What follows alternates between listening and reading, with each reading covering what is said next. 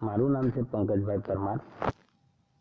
હું સત્યકેવલ વિદ્યા મંદિર સારસામાં ગણિત અને વિજ્ઞાન વિષય ભણાવું છું. આજે આપણે ધોરણ 10ના ગણિત વિષયના યુનિટ 1નો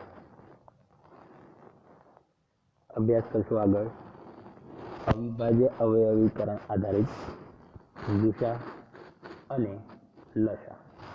આગલા વિડીયોમાં પણ આપણે અવિભાજ્ય અવયવીકરણ, અવયવ વૃક્ષના આધારે અને તેના આધારિત ગુસા અને લસા તથા ગુસા લસાના સૂત્રો, જેમ કે ગુસા ઇન્ટુ લસા બરાબર બંને પૂર્ણાંકોનો ગુણાકાર, આ આધારિત આપણે દાખલાઓ જોઈ ગયા છે.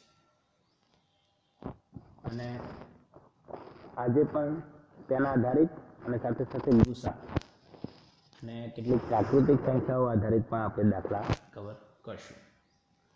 તો શરૂ કરીએ. સ્વાધ્યાયનો પ્રશ્ન નંબર 3. આગળ આપણે પ્રશ્ન નંબર 1 અને પ્રશ્ન નંબર 2 જોઈ ગયા છે. પ્રશ્ન નંબર 3, નીચે આપેલા પૂર્ણાંકોના અવિભાજ્ય અવયવની રીતે ગુસા અને લસા શોધો.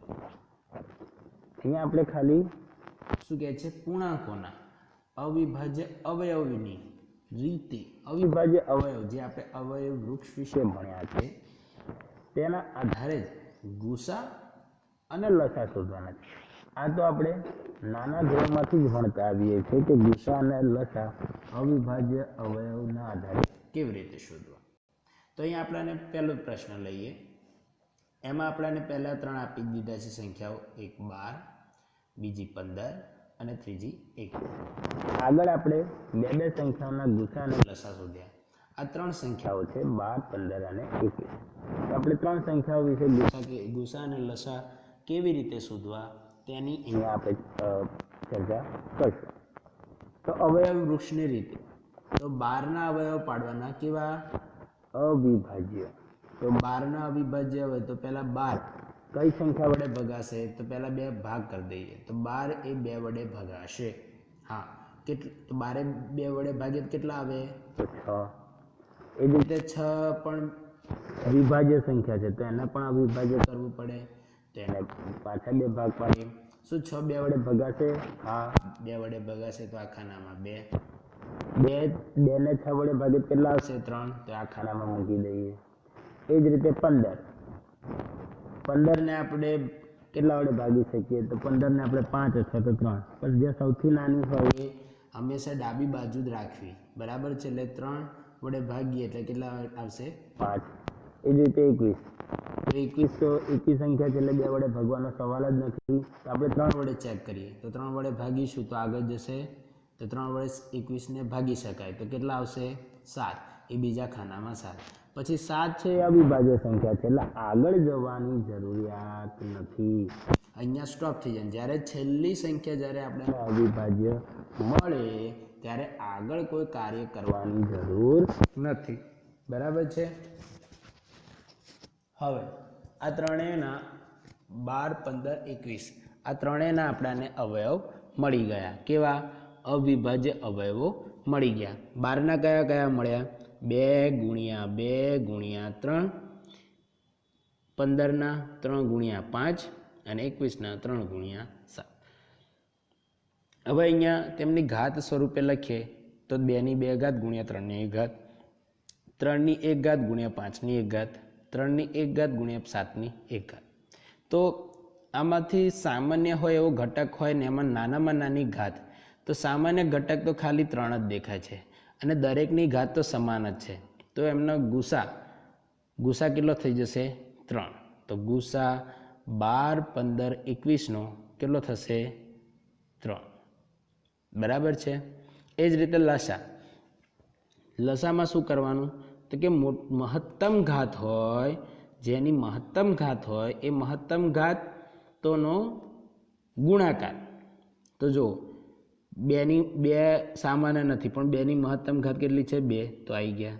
3 સામાન્ય છે, એની મહત્તમ ઘાત કેટલી છે? 1, તો પણ આવી ગયા. 5 સામાન્ય નથી પણ એની મહત્તમ ઘાત કેટલી છે? 1, તો 5ની 1 ઘાત આવી ગયા. અને 7 પણ એક વાત છે, એની મહત્તમ ઘાત 1, તો આવી ગઈ. બરાબર. એટલે દરેકે દરેક સંખ્યા કવર થઈ ગઈ અહીંયા.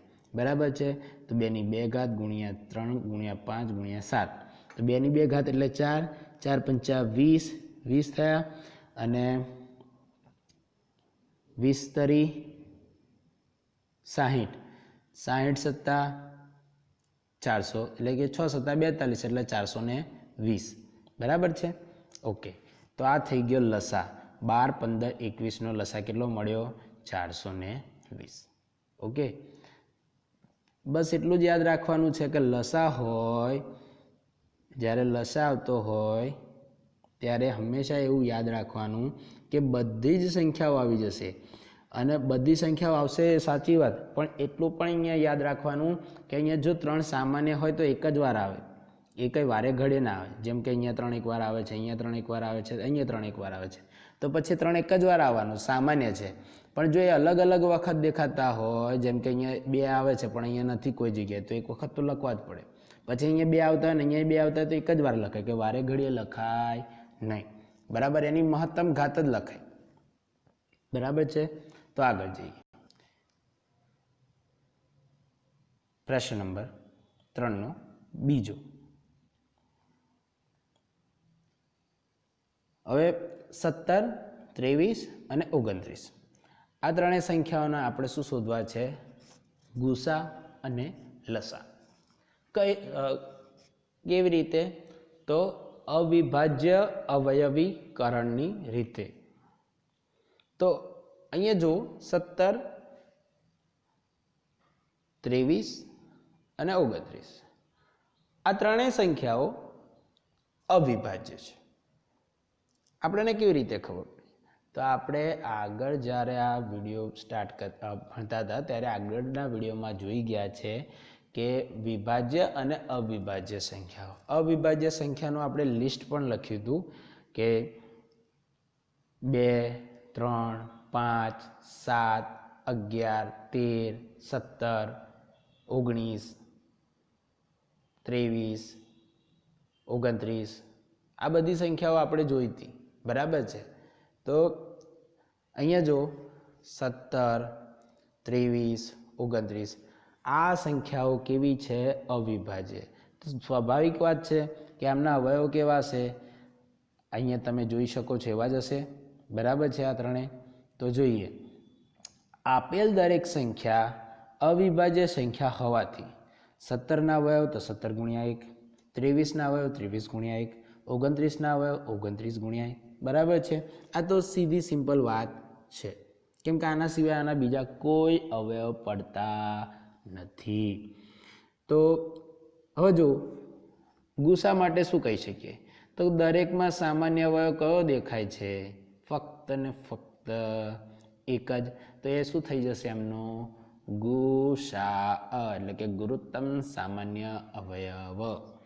અને લસા, તો જો લસાની વાત કરીએ તો જે બધા જ લખી દેવાના. એક તો આવવાનો જ એક વખત, પછી 17, 23 અને 29 આ ત્રણે ત્રણ પણ આવી જાય, એટલે એમનો પણ ગુણાકાર એ એમનો શું થઈ જશે? લસા. એટલે જોઈએ નીચે ગુસા 17, 23, 29 કેટલો છે? 1. એ જ રીતે લસા 17, 23 અને 29નો કેટલો થશે? 17 ગુણ્યા 23 ગુણ્યા 29. એમનો ગુણાકાર કેવી રીતે થશે? તો સાઈડમાં આપણે કરીએ. પહેલાં એવું હોય તો પહેલાં બેનો કરી દેવાનો, કે 23 અને 29નો કરી દઈએ. તો 29 ગુણ્યા 23 ગુણાકાર કરીએ. એકમ દશકની 0, 9 દુ 18નો 8, વધી પડી 1, 2 દુ 4 ને 1 5. બરાબર છે. 1 5. હવે બીજું 3 વડે 3 9 તરી 27, વધી પડી 2, 3 દુ 6 ને 1 7 8, સોરી 3 દુ 6 ને 2 8. કેટલા થયા?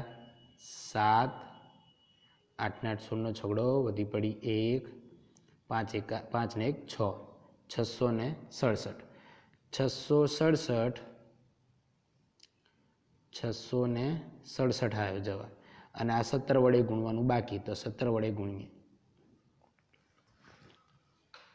667 ગુણ્યા 17 તો એકમ દશકની શૂન 7 એકા 7 6 એકા 6 6 એકા 6 77 49 49 નો 9 વધી પડી 4 6 સત્તા 42 42 ને 4 46 46 વધી પડી 4 6 સત્તા 42 42 ને 4 46 હવે વધી નહીં પડે 4 બરાબર છે એકમ એટલે 0 માંથી 9 તો 9 7 ને 6 13 વધી પડી 1 6 ને 6 12 ને 1 13 વધી પડી 1 6 ને 4 10 ને 11 11339 બરાબર 11339 તો આ એમનો શું થઈ ગયો લસા કોનો 17 23 અને 29 નો હવે આપણે જોઈએ પ્રશ્ન નંબર 4 જો આગળ આપણે સૂત્ર જોઈ ગયા છે કે ગુસા ગુણ્યા લસા બરાબર બંને સંખ્યાઓનો બંને પૂર્ણાંક સંખ્યાનો ગુણાકાર બરાબર એટલે એ ગુણ્યા બી આગળ જ્યારે આપણે સ્ટાર્ટિંગમાં જોયું હતું નોટ્સમાં ત્યારે જો ગુસા ગુણ્યા લસા બરાબર એ ગુણ્યા બી તો આ સૂત્ર હતું આપણી પાસે એ સૂત્રનો ઉપયોગ કરવાનો કેમ કેમ કે અહીંયા જો ગુસા 306 657 બરાબર 9 આપેલ હોય તો લસા 306 657 નો શોધો કેમ અહીંયા જો તમને એવું થશે કે બે સંખ્યાઓ આપી નથી પણ અહીંયા બે સંખ્યાઓ આપી છે જો આ રહી આ છે એ અને આ છે બી એટલે બંને સંખ્યાઓ આપી દીધી છે હવે આ બંનેનો ગુસા પણ આપી દીધો છે હા તો હવે શોધવાનું શું છે લસા એટલે આપણે આરામથી એ સૂત્ર દ્વારા એ ખાલી સૂત્રની આધારિત હવે આમનો તમને એવું થશે કે બે સંખ્યાઓ આપી દીધી છે તો બે સંખ્યાઓનો અવિભાજ્ય અવયવીકરણને આપણે લસા શોધી નાખીએ ના એ કરવાનું નથી કેમ અહીંયા ચોખ્ખું કહ્યું છે અહીંયા ગુસા આપ્યો છે તો ગુસાના આધારે જ શોધવો પડે અવિભાજ્ય અવયવીકરણ કરીને શોધી શકાય નહીં એ રીત આપણને ખોટી મળે અને જો કદાચ પરીક્ષામાં એવું કરે તો આપણને માર્ક્સ પણ મળે નહીં એટલે અહીંયા શું કરવું પડે તો અહીંયા સૂત્રનો જ ઉપયોગ કરવો પડે કે ગુસા એ બી ઇન્ટુ લસા A B is equal to A into B આનો જ ઉપયોગ કરવો પડે તો અહીંયા જો એ કેટલા આપી દીધા છે સંખ્યા 306 અને બી કેટલા આપ્યા છે 657 તો લખી દઈએ એ બરાબર 306 અને બી બરાબર 657 હવે સૂત્ર શું હતું આપણું ગુસા એ બી ઇન્ટુ લસા A B is equal to A into B આ સૂત્ર છે તો દરેક એ અને બીની કિંમતો મૂકી દઈએ આપણે તો એ બરાબર 306 અને બી બરાબર 657 તો ગુસા એ 306 બી 657 ગુણ્યા લસા 657 બરાબર એ ઇન્ટુ બી તો 306 ગુણ્યા 657 બરાબર છે હવે જો ગુસા અને લસા બંનેનો શું છે ગુણાકાર તો આ ગુસા ગુણાકારમાં છે બરાબરની આ સાઈડ જાય તો ભાગાકારમાં તો લસા 306 657 બરાબર 306 ગુણ્યા 657 ભાગ્યા ગુસા કેમ કેમ કે આપણે લસા શોધવો છે એટલે એને શું કરવું પડે એકલો પાડવો પડે જે વસ્તુ આપણે શોધવાની હોય તેને બરાબરની એક સાઈડ આપણે અલગ પાડવી જ પડે તો જ આપણે એને શોધી શકીએ નહીં તો શોધી શકીએ નહીં એટલે શું થાય લસા 306 657 બરાબર 306 ગુણ્યા 657 ભાગ્યા ગુસા 306 657 એમાં ગુસા 306 657 ની આપણને કિંમત ખ્યાલ છે કેટલી 9 તો આપણે 9 અહીંયા કિંમત મૂકી દઈએ હવે જોઈશું કે છેદ ઉડે છે કે કેમ તો કે હા છેદ ઉડે છે 9 નો 306 સાથે છેદ ઉડે છે તો કેટલા એ 906 ની સાથે છેદ ઉડતા કેટલા આવે છે 34 बराबर है।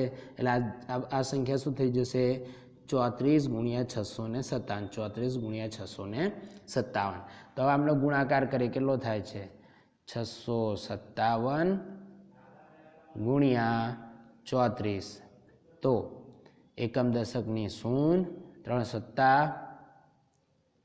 21 વધી પડી 2 3 પંચા 15 અને 2 17 નો 17 નો 7 વધી પડી 1 3 છંગ 18 ને 19 બરાબર છે। પછી આગળ 7 ચોક 28 ની 8 વધી પડી 2 વધી પડી 2 5 ચોક 20 ને 2 22 વધી પડી 2 અગેન 2 6 ચોક 24 ને 2 6 ચોક 24 અને 2 26 0 ને 8 8 1 ને 2 3 7 ને 6 13 વધી પડી 1 9 ને 1 10 ને 2 12 વધી પડી 1 22 એટલે 22,338 બરાબર છે। એટલે 22,338 એ શું થાય લસા કોનો 306 અને 657 લસા 306 અને 657 કેટલો થાય 22,338 22,338 તો હવે એક હોમવર્કમાં લખી રાખીએ આપણે દાખલો કે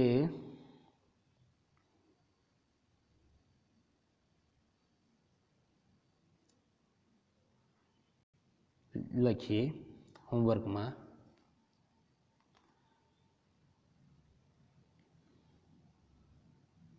एक मिनट लखिए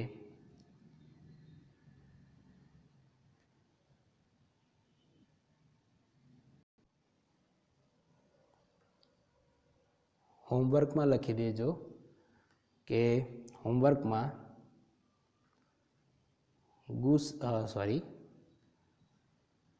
जो लसा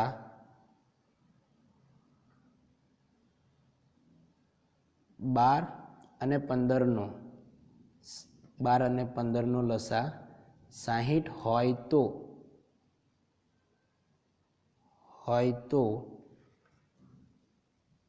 12 જો લસા 12 અને 15 નો લસા 60 હોય તો ગુસા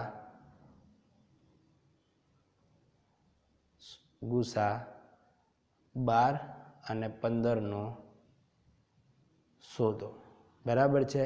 आ होमवर्क में दाखलो है तो फरी एक बार वाँची जाऊँ छू जो गुस्सा 12 અને 15 नो जो लसा 12 અને 15 नो 60 હોય तो गुस्सा 12 અને 15 नो शोधो। बहुत ईजी दाखलो है बस ये आ रीते ज करवानो है। अहींया जो ए अने बी आपेला है आ सूत्रनो उपयोग करो एमां तमने लसा आप्यो छे तो तमे शुं मळशे गुस्सा गुस्सा आप्यो तो लसा मळे लसा आपेलो तो गुस्सा मळे बराबर है। तो अहींया लसा आप्यो छे तो आपणे गुस्सा शोधवानो छे अने गुस्सा आप्यो तो लसा शोधवानो थाय।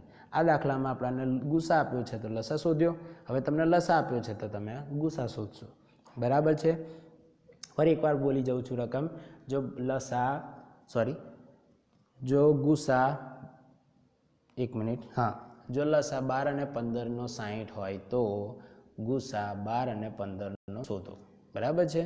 ओके प्रश्न हवे उदाहरण नंबर 5 कोई के धन पूर्णांक n माटे 4 ની n घातनो छेल्लो अंक 0 हशे के केम ते निर्णय करो।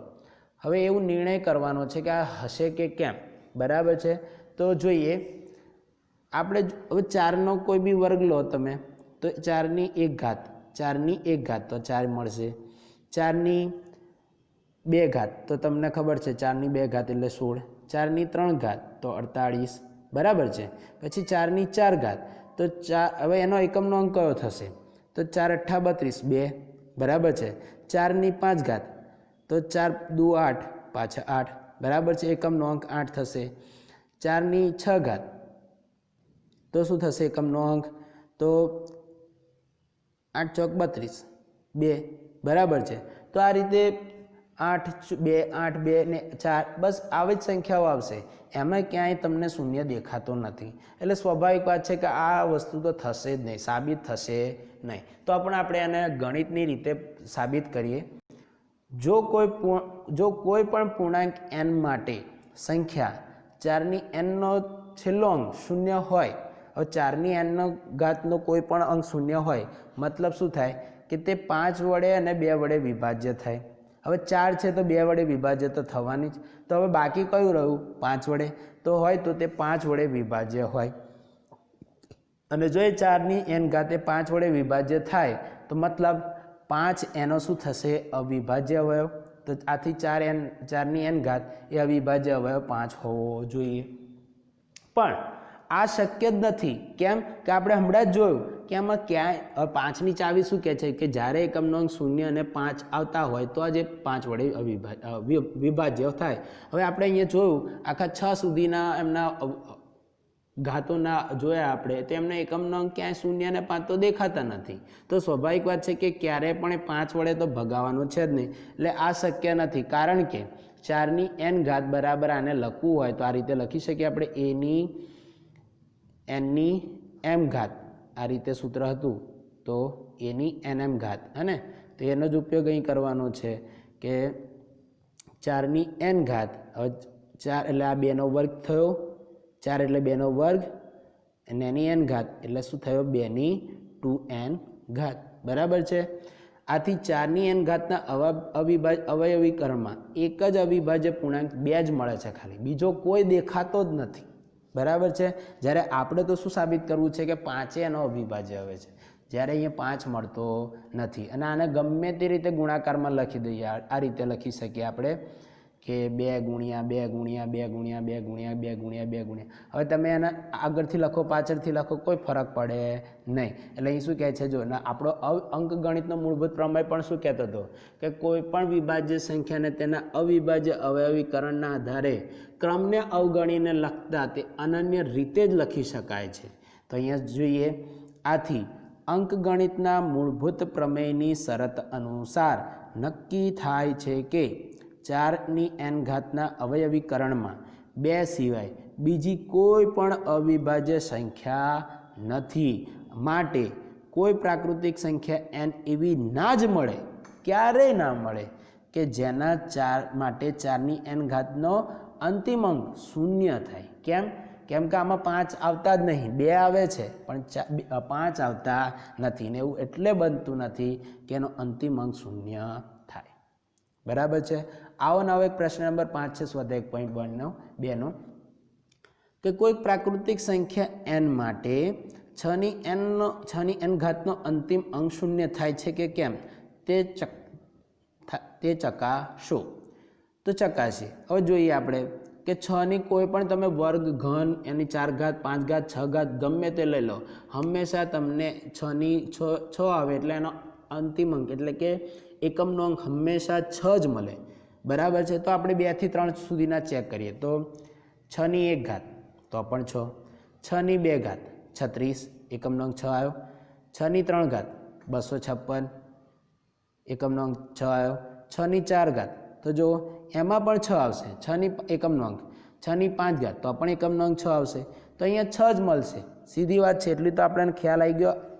તો હવે જોઈએ, જો કોઈ સંખ્યાનો અંતિમનો અંક 0 હોય, અહીંયા શું કહે છે 6ની n ઘાતનો અંતિમનો અંક 0 થાય, તો જો અંતિમ અંક 0 હોય તો તે સંખ્યા 5 અને 2 બંને વડે વિભાજ્ય હોવી જોઈએ, બરાબર છે।